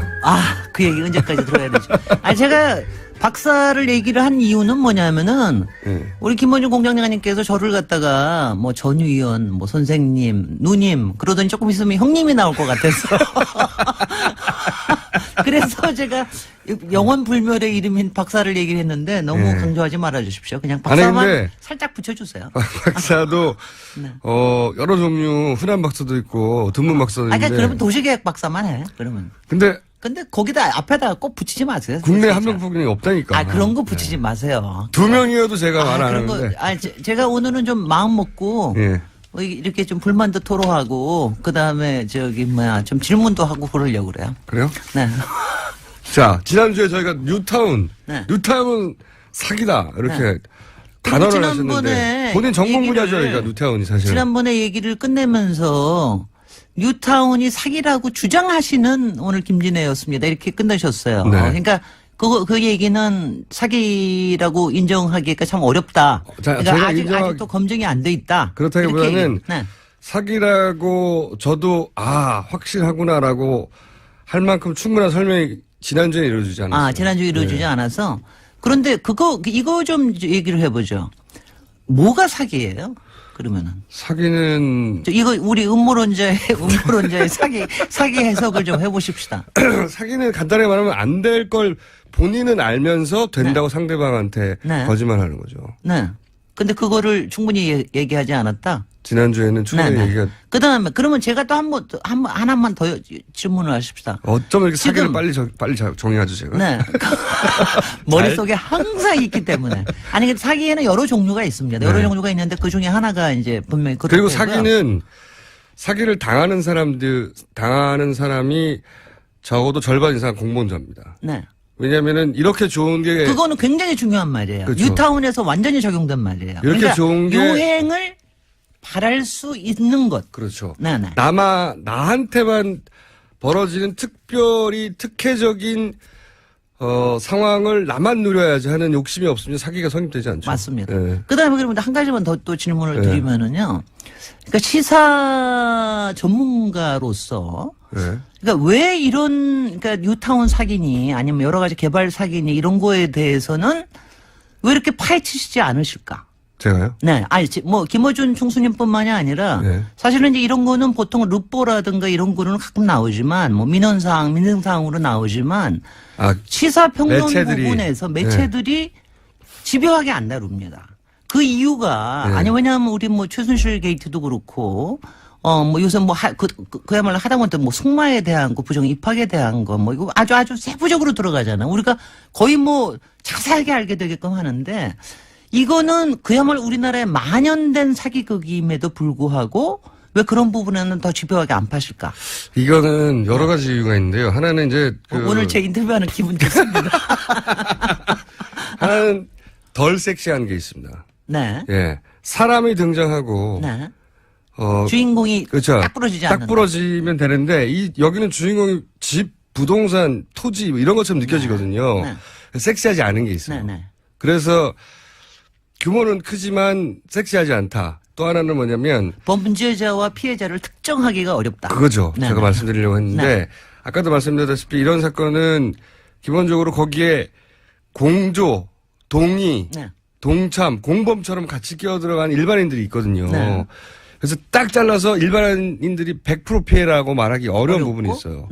그리고 또 부동산에 대한 욕망, 소위 부동산 가치가 올라가서 어떻게 해보고 싶은 욕망은 기자들에게도 있어요. 기자들은 그거 외에도 있습니다. 건설업체들 제 말은 뭐냐면 이걸 다룰 때 자기 안의 욕망도 확인하게 되는 거예요. 네. 그래서 이해되는 부분도 좀 있다는 거죠. 네. 예. 그런 욕망이 김어준 공장장님 속에도 있으신가요? 저는 부동산에 대한 욕망이 없어요. 없습니까? 그럼 이거는 일부러 이거는 안 되는 거니까 내가 억제해야 돼 이게 아니고 그냥 없게 태어났어요. 그건 잘 모르겠는데 왜 그렇게 된지. 아니 근데 이제 제가 사실 오늘은 이제 뉴타운 해제 이후를 가지고 얘기를 하고 여기에 박원순 시장님이 얼마나 큰 역할을 하시고 사실 솔직히 박원순 시장님은 거의 칼도 맞으실 뻔했어요. 지난달이었을 거예요. 왜 한 70대 어떤 분이 그 회의하는데 나와서 흉기를 소지하고 그래가지고 그거 밝혀지고 그런 게 있는데 그분이 요 재개발 구역 중에 한 분의 조합장이셨거든요. 네. 그러니까 이제 이럴 정도로 사실은 이해가 굉장히 첨예하게 거의 우리나라에서 부동산인 거 자기 전 재산이기 때문에요. 글쎄요. 거의. 그러니까 이제 그런 부분인데 그런데 이제 제가 조금 이제 왜냐하면 저는 그러니까 우리가 무슨 여러 가지 뭐 사회적 정의 얘기하고 경제 정의 얘기하고 그러잖아요. 그 다음에 뭐 일자리도 얘기하고 여러 가지 등등 얘기하잖아요. 근데 이 부동산에 관련된 전반적인 것뿐만이 아니라 이 특히 개발 행위에 관련된 부분들이 그런 부분들을 완전히 건드려 버리거든요. 그러니까 가령 골목 경제를 건드리는 부분들. 그러니까 가령 빈집 많아지고 재개발 오래 끌고 그러면 거기 사는 사람들 주민들이 별로 그야말로 아무 수요가 없어지는 거죠. 그러니까 그러면 골목 경제가 완전히 무너져 버리면서 일자리 문제 심각해지면 자영업들 하고 이런 문제들. 그다음에 그것 때문에 생기는 여러 가지 사회 문제들. 그 다음에 뭐 한편에서 너무 또 잘 되면 거품처럼 또 너무 잘 되면 이 부동산 가격이 너무 올라가서 생기는 문제들. 이런 문제들을 좀 엮어서 같이 얘기하는 그리고 그거를 갖다 일반적인 거로 얘기를 하면서 제가 왜 이 얘기를 드리냐 하면은 왜냐하면 우리나라 머릿속에는요. 솔직히 김어준 총수님 머릿속에도 그러니까 개발이라 하면 그러니까 재개발이 필요하다 이런 건 다 알잖아요. 근데 개발의 대안은 다 같이 전면 철거하고 거기 아파트 들어가는 거 외에는 특별히 없다. 그리고 거기에는 건설업체가 착용을 안 할래 안 할 수가 없다. 저는 그렇게 생각하지 않습니다. 저는 좋아요. 그다음에 저는 옛날 골목도 무너뜨리는 거 싫어요. 그러려면 조합 같은 게 있을 수밖에 없고 그러려고 보면 거기에 여러 가지 작전 세력도 개입할 수밖에 없고 어느 정도는 눈 감아줘야 되는 거 아니냐. 이거에 대한 게 아주 굉장히 심하게 깔려 있어요. 저는 그게 싫어서 그 아파트가 싫어서 성북동으로 이사 가거든요. 네네. 그래서 옛날 골목들이 그 운치나 그걸 혹은 구조를 유지하면 다 뭉개지 않고 아파트 말고. 근데 이제 그런 이제 뭐라 그럴까 감상적인 거라든가 이런 거를 이제 노스탈지아나 향수적인 거 좀 빼고. 그러니까 정의로운 관점에서도. 정의의 관점에서. 정의의 관점과 그다음에 우리 사회의 경제의 관점에서도. 그러니까 우리의 지금 거시적인 특히 대기업 위주의 개발이 돼가고 있는 이 부분을 지금 고치려고 그러면 어떻게 해야 되느냐. 어떻게 해야 됩니까? 이거를 사실은 얘기를 해야 되는 거예요. 일단은 김원중 교수님께서 많이 얘기해 주셔야 됩니다. 제일 먼저 얘기하고 싶은 게 이거예요. 왜냐하면 지금 박원순 시장님의 공격을 받는 이유 중에 하나가 뉴타운 해제가 왜냐하면 바로 얘기하신 대로 뉴타운을 해제하고 난 다음에 한 절반 정도가 해제가 됐어요. 해제가 되면서 거기에 대안에 대한 얘기가 또 부재한 거 아니냐. 이러면서 지금 주류 언론들이나 이런 데서 굉장히 많이. 그러니까 뉴타운에 묶여 있어가지고 사실은 그동안 고생했는데. 고생해가지고 겨우겨우 이제 여러 가지를 풀었는데. 그런데 그래서 풀어줬더니 또 그럼 그거 풀어서 어떻게 할 거냐. 그 다음에 풀어서 어떻게 할 거냐 하면서 그러면서 나오는 얘기가 이런 거예요. 풀고 나니까 그동안 재산권이 한 15년 동안 묶여 있었는데 거기에 빌라라든가 다세대 다가구 주택을 또 짓습니다. 당연히 그럴 거 아니겠어요? 그러면은 뭐라고 꼭 신문에서 얘기 나오는 건 뭐냐면은 있잖아요. 그렇게 나올 때는 이렇게 난개발을 방치해서 되겠습니까? 왜 다세대 다가구 주택이 왜 난개발이냐 도대체. 아니 뭐냐면 줄 짝짝 그어서 아파트 올라가지 않으면. 아파트 올라가야만 이거는 그 외엔 다 난개발이라고 해요. 그 외에는 난개발 그다음에 주거 환경은 열악해진다.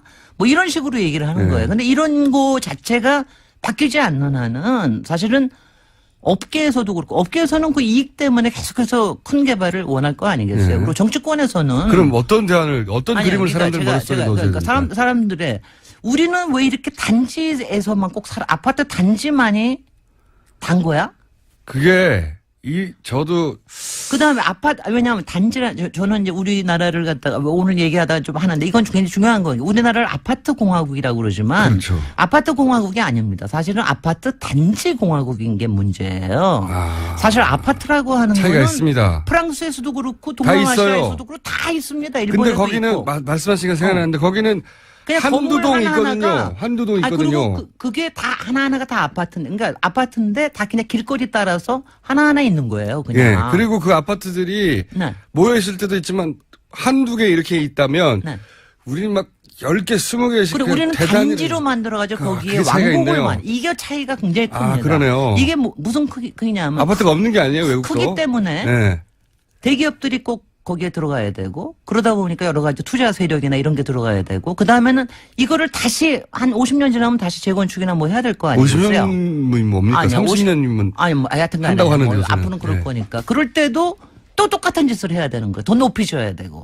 이건 뭐냐면 외국에서는 아파트가 한 동 이렇게 되니까 하려고 그러면 그거 하나씩만 바꿔가면 그렇죠. 되는 거거든요. 네. 이게 리노베이션을 말하자면 그냥 도시의 단지별로 다양성과 도시의 진화와 그다음 사람들이 안전하게 너무 큰 격변을 겪지 않고 살아갈 수 있는 기본이 되는 거거든요. 이게 근데 어떻게 시작돼요? 70년대 아파트가 확 들어오면서 그때 대단위로 70년대에는 무슨 짓을 했냐면은 네. 70년대에는 왜 사실은 시작됐죠, 단지가? 왜 70년대에는 그냥 다 신도시 했고요. 네. 단지가 없었습니다. 그다음에 다 중동에 가가지고 돈 벌었습니다. 그때는 80년대 되니까는 갑자기 중동에 오일 이제 더 이상 그 별 없는 거예요. 그러니까 뭘 했냐면은 그때 88 올림픽 하면서 그때부터 재개발이라는 게 들어오기 시작을 했습니다. 그때 단지가 생겼어요. 그때부터 도시 안으로 단지가 들어오기 시작한 게 아파트 80년대 단지. 아파트 단지입니다. 그 여기까지가 그러고 난 다음에 일단 계속해서 로비에 의했건 뭐했건 간에 끊임없이 먹거리를 제공해 주는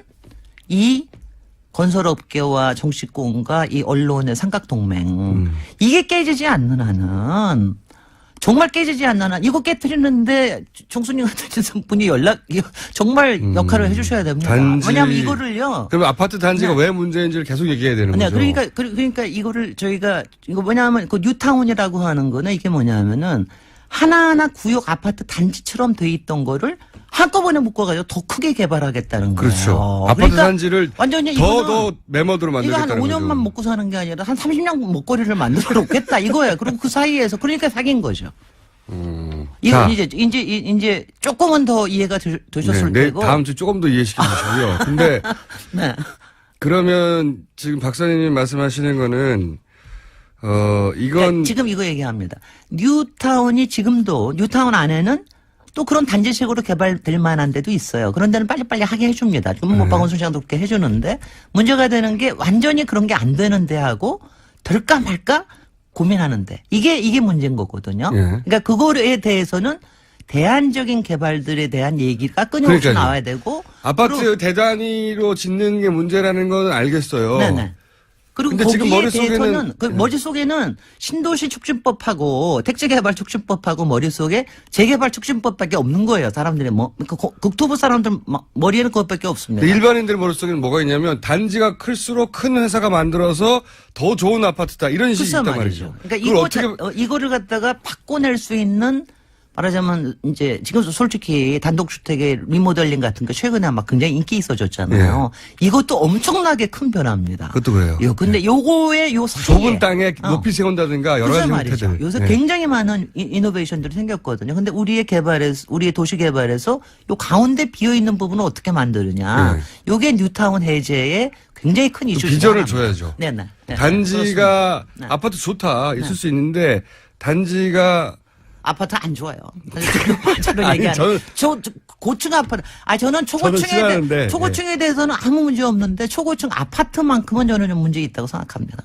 네. 저도 그렇게 동감하고요. 네. 저도 아파트 싫어하는데 제 말은 아파트를 좋아하는 분들이 있으니까 대단지가 아니라 작은 규모의 아파트가 가지는 장점부터 얘기를 해야 되지 않을까요? 네네 그렇습니다. 네. 네. 그래서 인식을 조금씩 바꿔가고 네. 그 주택을 안 하고 싶어서 안 가는 게 아니라 네. 자기 땅도 없고요. 네. 네. 그리고 건축비도 비싸고 네. 뭐 현실적으로 부딪히는 문제가 많아요. 네. 그러면 그럼요. 그래서 그 대안적인 개발에 대해서는 그동안 사실 지난 반세기 동안 거의 안 해왔거든요. 자, 그럼 다음 시간부터는 네. 대단지 아파트 이외에 대안적인 개발이 있다. 네. 구체적으로 그 얘기를 좀 해보죠. 네. 지금까지 도시건축가 김진애 박사님이었습니다. 감사합니다. 감사합니다. 김어준이었습니다. 내일 뵙겠습니다. 안녕. 아이고, 오늘 57분까지